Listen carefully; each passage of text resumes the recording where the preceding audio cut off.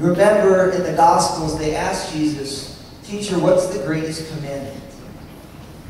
And Jesus answered very specifically, saying, the first commandment is that we would love the Lord our God with all of our hearts, with all of our soul, with all of our strength, and with all of our mind. And the second, that we would love our neighbors as ourselves.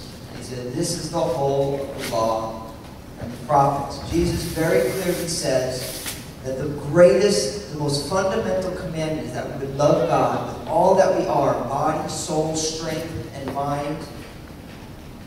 And in turn, we would love our neighbors as ourselves. Jesus establishes the vertical axis first. The world today would tell us that the greatest commandment is that we would love people. Jesus would say, no.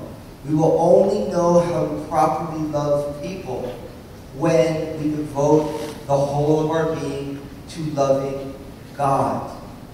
Because as we do that, God teaches us what real love is. And because of that, as we receive the very true, pure, not human and fallen and depraved love of humanity, but as we receive the pure love of the Almighty Creator and Sustainer, then we know how to love our neighbors as ourselves, because we first love ourselves in a way that is healthy.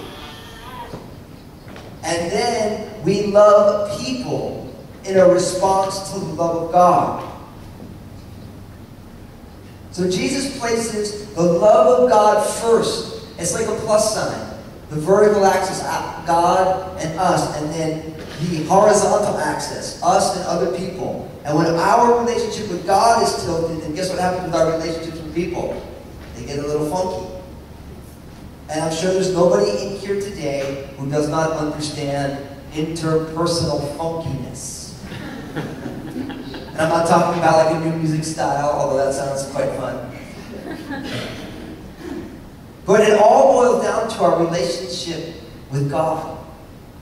It all boils down to that. One commentator said it very clearly, and it really sums up what we're going to talk about here today. To return evil for good is devilish. To return good for good, that's human. And to return good for evil, that's divine. I'm going to say that again, because it's pretty profound when you think about it. To return evil for good. When someone gives you good to return evil, that's devilish. That's just flat out wrong. To return good for good, to give back good when you receive it, well, that's just human. But to return good when you receive evil, that's divine. That is what Jesus has taught humanity.